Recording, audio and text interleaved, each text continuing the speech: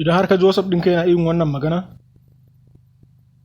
idan har ba ku subscribe ba to zan daina wasu kwata-kwata saboda kuma subscribe da har son bidiyo gobe ko wani lokacin zaka ji saurin bai kai haka ba. Bari in kunna muku shi. ku yi mun subscribe idan har ba ku subscribe ba to zan daina wasu kwata-kwata saboda kuma subscribe. So idan har ka ji voice ɗinka yana irin wannan hakan yana nufin ka sa a speed kenan. In an turo maka wani voice mai yawa hakan nan to wasu a rahin sani suna taɓa wajen 2x ɗin nan. In ka taɓa 2x ɗin nan hakan ka ce muryan ya gudu sau 2 kenan. Idan ka taɓa haka muryan yana gudu sau 1 kenan, yana kan normal. Idan ka taɓa haka muryan yana gudu sau 1 da rabi, wato sau 1 da rabin asalin yadda mutumin da ya turo maka wannan voice ɗin ya magana kenan.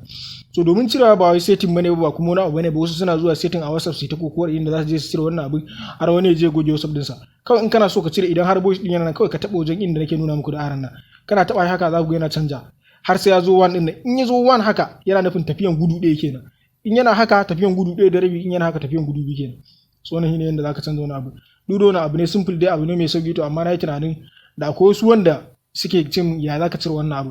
So baka san wani wanda zai ƙaru da shi ba. So na ga yin bidiyon yana da amfani. Saboda kar ku manta dai subscribe shi ma yana da amfani. Like ma yana da amfani. Nagode.